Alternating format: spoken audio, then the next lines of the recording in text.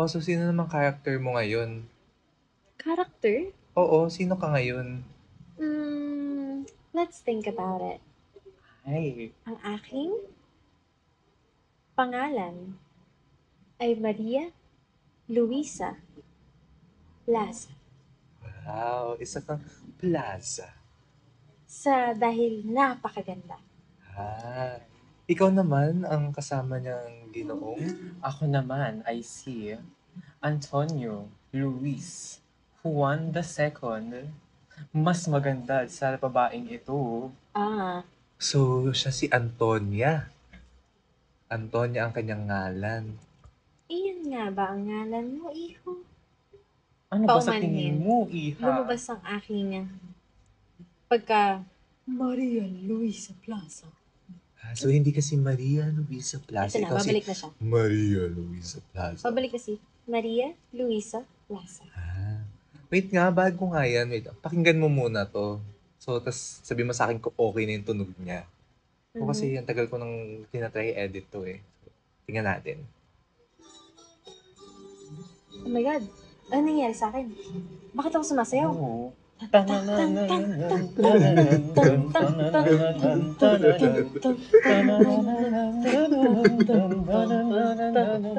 na. Sumama ka sa Okay. akin at sumayaw. Ayan na, nababaliw na naman sila. Bakit mo yung tinigil? Ay, Papunta pa lang tayo sa exciting part. Hi!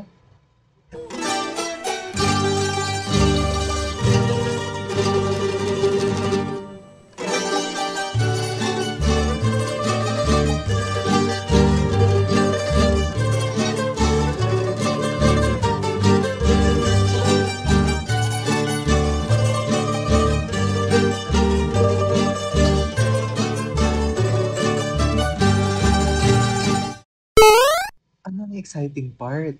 Paano mo nalaman yun? Wala pa yun nung panahon nyo. Ano yung ibig mong sabihin?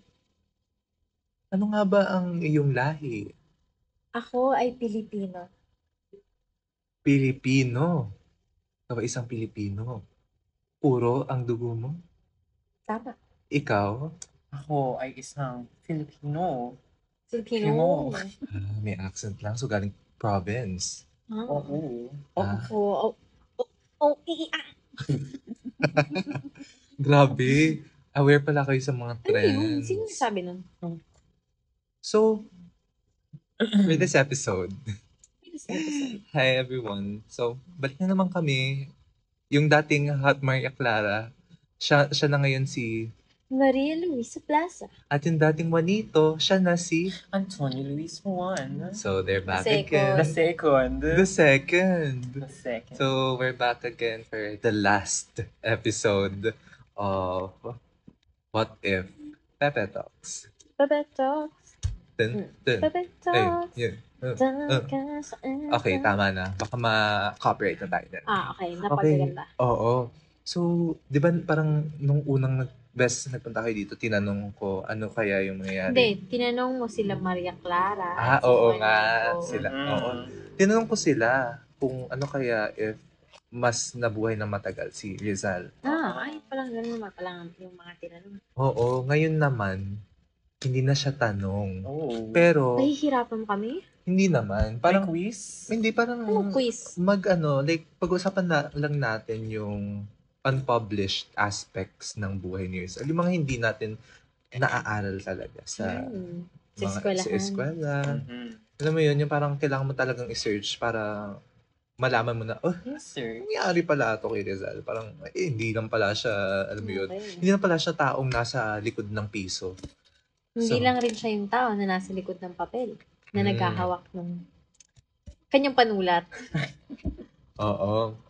So, pero ayun nga, sabi nga nila, 'di ba? Si Rizal daw kilala siya as a novelist. Tapos namatay, the end. Oh my God. Yun na yun. Pero hindi natin alam, ang dami palang ganap sa buhay niya. Okay. So, alam niyo ba nangyari nung pinadala siya sa dapitan? Hindi dapitan dito sa ano ha? Hindi. Akala ko Dapitan sa Mindanao. Ano yun? Hindi ko alam yun. May ganun. Taga-dapitan lang. Nung nandun na siya, hindi siya nalungkot. Ikaw ba, padala ka ba naman sa ibang lugar? Malulungkot ka, di ba? Sa Siya, panahon hindi ko, siya nalungkot. Anong ginawa niya? Nangolekta siya ng insekto, Ay, ng palaka. Ay, Masaya tas yun. kinain. Tapos Ay, pati mga lizard. oh my God. Gusto ko rin yung mga ginagawa niya. Oo. Tapos, syempre, edi doon na siya binigyan ng pangalan na quote-unquote biology crime. Biology. Kasi nga, ba naman baliw ka? Pinadala ka sa ibang bansa, mangongolekta ka na ng insekto, palaka. Dapitan, ibang bansa? Akala ko Yeah. ba Hindi, ibang bansa, ibang lugar. Oo. So, ayun, parang nung time na yun, nagkaroon na ng collaboration. Collaboration. May collaboration. Hindi ka na nga sa kakaganyan. Second voice. May collaboration na siya with a European scientist. What? Kinaya, European Hello? scientist. Oo. May nasa Kailan pala nangyari to? sila. Nung pinadala nga siya sa Dapitan, Bakit merong European nung science? exile, ko din ko ano nangyayari ng Hello? panahon. Pero yun na nga, ang pangalan niya is Adolf Mayer. Oh my God, Adolf kinabahan ako Mayer? ng saglit. Hindi na siya umabot sa panahon na yun. Okay, kinabahan So, ako ng saglit. Actually, ang daming pinangalan sa kanya. Huh? After kay Rizal. After sa pangalan ni Rizal, ang daming pinangalan na species, hayop. Okay, huhulaan ko. Huh. Kung nagpangalan siya ng reptile, Oh. feeling ko, papangalan niya Rizaliana. Rizaliana. Rizaliana. Oh. Malapit na. Pag isda, feeling ko, Rizalista! Ay, aggressive. Dapat Rizalista! dapat mabilis. Oo. Well, malapit na. Kasi nga, sayang. di ba kanina yung nahuli nga niya is insekto, palaka, lizard. Okay. Oo. Ayun, sa flying lizard, ang pangalan is Draco Rizali. Draco Rizali? Yeah. Oh my Tapos, God. sa mga rare species naman ng frog, ang pinangalan is Rhizophorus rizali. Rhizophorus. Rhizophorus? Yeah. Phosphorus? Phosphorus. Di ba? Ang daming arte. Ang daming, dahil siguro yung nakipag-collab siya nun sa ano. Sa Biology. European. Diyan nakuha yung pangalan na yan. Tapos, eto, sa beetle. Alam mo yung naging pangalan? The Beetleiana. Apogonia rizali. Oh my God. Apogonia? Yeah, What does Rizali. Apogonia mean? Actually, hindi ko na rin alam. Pero Itanong mo kay literal, beetle siya. Na yung... Na mukha ni Rizal. Oo. Tapos, technically, nung pinadala siya sa Dapitan, ang ginawa niya dun is, ginawa niyang jungle Uy, masaya lab yun. Kasi, kung ano yung pinag-uuhuli niya. So, he's an adventurer. Oo. Tapos, ang dami pa. Yung isa pang ginawa niya dun is, nag-experiment siya with materials like bakaw paste. Bakaw paste. Tapos, alam mo ba, yung paste na yun, parehong water at fireproof. Ay. Hindi mo kinaya. May ganun ba ngayon? Wala. Diba? Laging separate. Asa na yun? Asa na yung ganun? Asa na yung bakaw paste? Tanungin mo Yun na kay nga. Rizal. Tapos alam mo saan ginagamit? Ano? Sa tiles. Okay. Diba? Ang dami niyang ginagawa. Gets ko na. Diba? Ang dami niyang ginagawa sa buhay niya. Oh my God. Diyos ko po. Grabe, so yung mga tiles sa bahay ko, siguro waterproof at fireproof. Grabe, baka nagamit yung bakaw paste na yun. Oh my Ni God. Rizal. Oo, So the next what the time heck? na makausap mo siya, manghingi ka siguro. Siguro. Oo. Parang sabi mo, tester lang. Mm-mm. Free So, trial. alam niyo na ba yun, yung mga sinabi ko kanina, na yung mga pangalan? Narinig niyo na ba yun Oh, noon? hindi. Diba? Pati yung New bakaw knowledge. paste, bagong-bago. Hindi ko alam yun. Diba? Never naman tinuro yun. So, dun mo malalaman na nerd talaga siya. Dami niyang Parehas ginagawa. kami. Gusto ko yung mga ganun. Ay. Yung matalino, masipag. Ganun pala ang gusto niya. Maria. Luisa. Plaza. Okay. Tapos, isa pa. Alam niyo naman na nag-aral siya ng med. Mm. Diba? Tapos, nagkaroon siya ng training for that sa dalawang European Yan, na countries. ophthalmologist. Ay. Oo. Naging teacher niya yun. Yung dalawang European ophthalmologist. So, yung una, sabi, from Paris. Hari. Hari. Yeah. Si Oui. Louis de Wecker. Louis de Louis de Beca. Wecker. Okay. Yun. Oui. Yung pangalawa, si Otto Becker. Otto Beck. Galing Magkapatid ba siya yun? sa Heidelberg naman. Hindi Oh. sa magkapatid. Magkatunog lang minsan. I mean, halos ano lang. Tapos, yun nangyari doon, alam mo ba, after nun, umuwi siya. Nang pabalik ng Maynila. Oo, para operahan yung nanay niya. Kasi may cataract yung nanay niya. Grabe. Mayroon Oh. ba siyang lisensya? Actually, hindi nga ata nag-i-exist ang lisensya noon. Oh my God. Basta kaya mo. Oo. Okay. Tapos like after nun, sa dapitan pa rin, syempre naging ano siya, good doctor. So, ang dami niyang tinreat na poor patients for free. Tapos ang ginamit niya local herbs at saka DIY. Wala na kasi mga ganyan. Hindi naniniwala ng mga Pilipinas. Oo, wala na. Tapos, syempre nung time na yun, hindi mauso magkaroon ng own clinic under my name. Siya ba meron? Wala. Wala rin. Libre lang. Alam mo yung barabarangay ngayon. Ganun.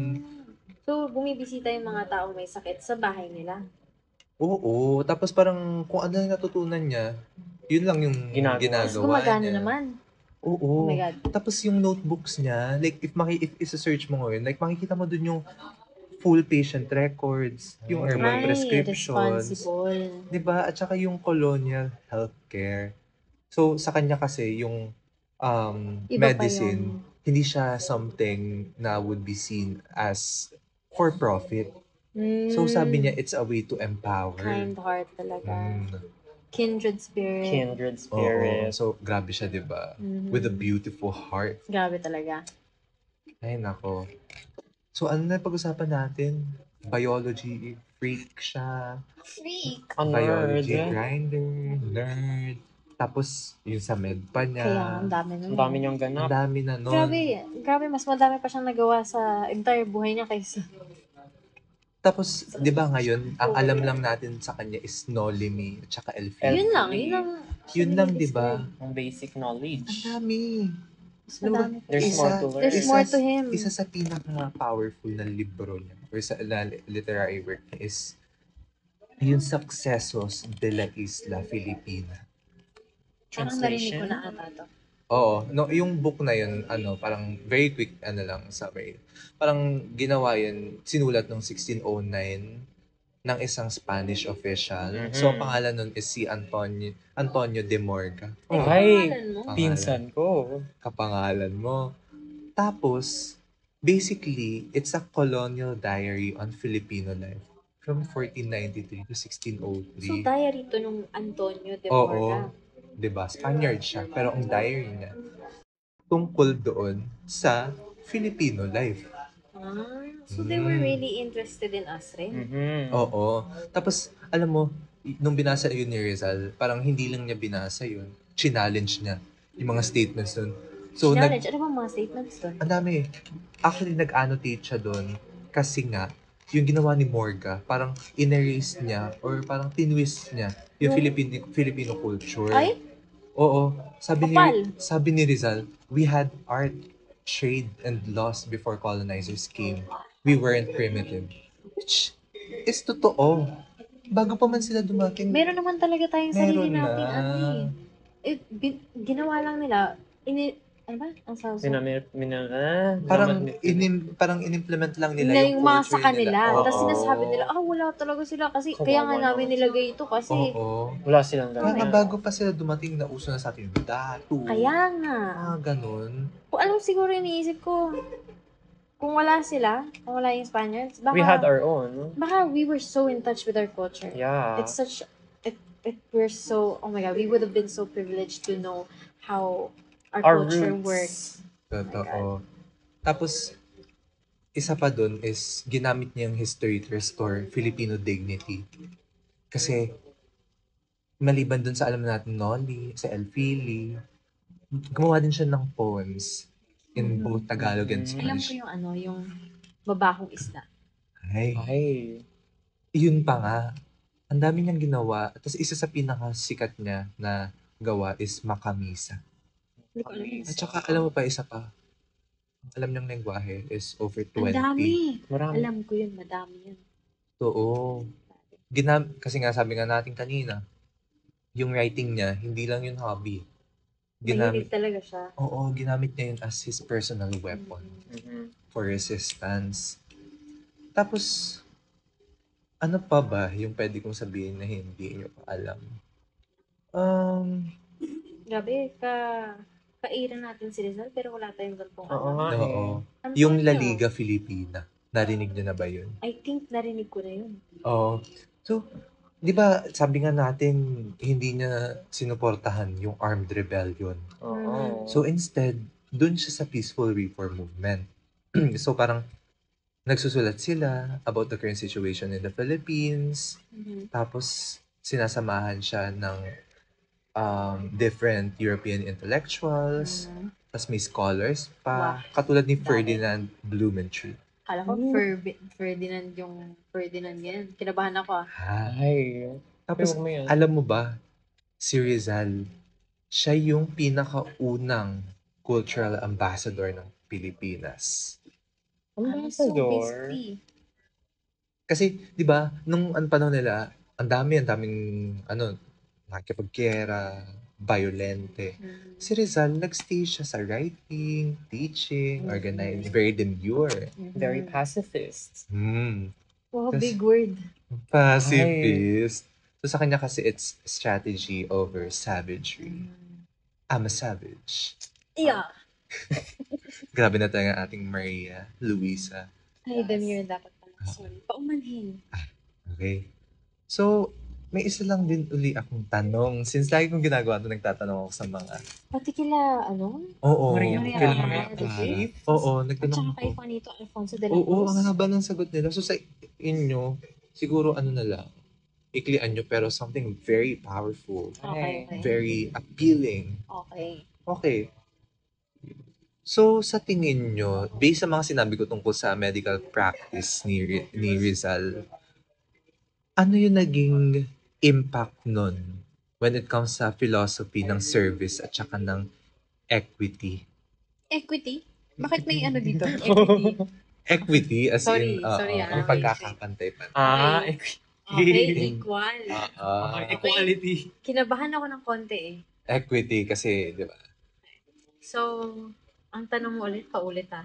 So parang yung mga ginawa niya nun, yung mga kinuwento ko kanina, yung mga medical practices niya, ano yung naging epekto nun sa philosophy of service ngayon? Parang nakatulong ba yun? Alam mo, nung panahon nila, grabe, wala, hindi sila pribilehiyado Mm-mm. na magkaroon ng manggagamot. Mm-mm. Subalit, Right. ang alam ni Rizal sa pagpapagamot ng mga tao is naging malaking okay, hindi ko na kaya. Is naging malaking I think way to improve talaga yung mga parang na-instill niya. Doon nag-start yun eh. Na-instill niya yung heart ng mga Filipinos to care for each other. That's why we have Tama. yung bayanihan. Right. Yun na yun Tama. eh. Yeah. That's like, grabe yun eh. You know when you just have to care and we Filipinos talaga, ang lakas natin. Yun. Ayun. Tama din. Ikaw, Antonio, Juan, Luis Juan. Luis Juan. The second. The second. Ang sa akin din naman, like, ano ba? Kasi yung mga ginawa niya kasi it's like, well, same sa sinabi, like, it's just na, ano ba? Ayun nga, it became a route, like, it paved the way nga to yung mga core na Filipino values natin. Yung mga nasabi din kanina, yung mga pakikisama, yung bayanihan and such. Parang those paved the way nga to instill those values in the current generations and the succeeding generations. And I thank you. Tsaka di ba na-mention ko nga kanina, for him, medicine is not just a mere act of service. It's, really being a tool for empowerment sa Filipinos. So he's not just pursuing medicine or like giving those kind of services for profit. Diba? Pero, Mapapansin he mo really rin, cared. ang dami ring Pilipino Parang na ikaw ba, ano mga mafe-feel nurse mo ngayon eh. if someone cared for you that way? Kikilig. Kikilig yan. I'd probably Appreciative. feel na parang Ay. worthy pala ako to receive this kind of, Ay. Ay, ano yun? grabe na si Maria Maria Luisa Plaza. Ganun talaga kapag educated. Ay. Tama yan. Tapos, siguro, pang-end lang ng session na to, magbibigay ako ng 2 quote from Rizal. Okay. Mamili kayo kung ano yung pinaka-grab yung Ganun sa talaga heart. yun. Ganun sa O akin. yung ganun. Okay, so yung first is, science is the torch that illuminates the world. Pangalawa, the glory of saving a country is not for him who has contributed to its ruin. Okay, Oh. nag-invite sa akin ni si Pangalawa. Oh, Ay, same. grabe. Parehas kami ni Maria Clara. Oo. Kung ano man ang sagot niya, feeling ko parehas kami. Oo. May same minds, think alike. Oo. Ay. So, para kasing, alam mo, yung current state ng Pilipinas, Mm-mm. parang hindi talaga tayo umuunlad eh. Mm-mm. Tapos, alam natin na yung country natin is so in ruin Mm-mm. that hindi napapansin ng mga tao na nag-lead nito is sila rin yung rason kung bakit ito ay in ruin. Totoo. Tama din. Kaya, I think, grabe, it's so prevalent sa Prevalent. Ikaw ba, Antonio? Sa akin naman, sa akin na quote is yung una, is yung science is the torch. Kasi sa akin, feel ko same rin kami ni Antonio. Luis Juan. Ay, Hindi, Juanito. Juanito. Ikaw si Antonio. Feel ko same kami ng thoughts kasi like, science is the torch. Parang it signifies na like, knowledge can spark a hope in the lives of the Filipinos and the Maganda yan. people. And I thank you. grabe, hindi ka na rin pala si Antonio Luis Juan. Antonia, Juana. Luisa, oo, Juana. Pero ako yung second, yung the glory of saving a country is not for him who has contributed to its ruin. Siguro, Diba? Like, yung Kasi- leader ngayon, yeah, parang ngayon, Where's the tinataas leader? nila sa Ay, pedestal eh. at saka, siguro, I think, it all comes down sa definition nila of what a leader is. Mhm. Kasi ngayon, they think na a leader is literally someone na nagdi-dictate. No? diktador. And no, hindi yung leader. Leadership for me is something, I mean, it's a characteristic or a trait where someone puts the needs of the people that they're serving first than their needs and wants. So, I guess Rizal would be proud. Right now? Hindi, pag narinig niya ako. Ah, hindi yung leader natin. Oh, yung Ayan. leader Oo. natin ngayon, no, No, big, no. no.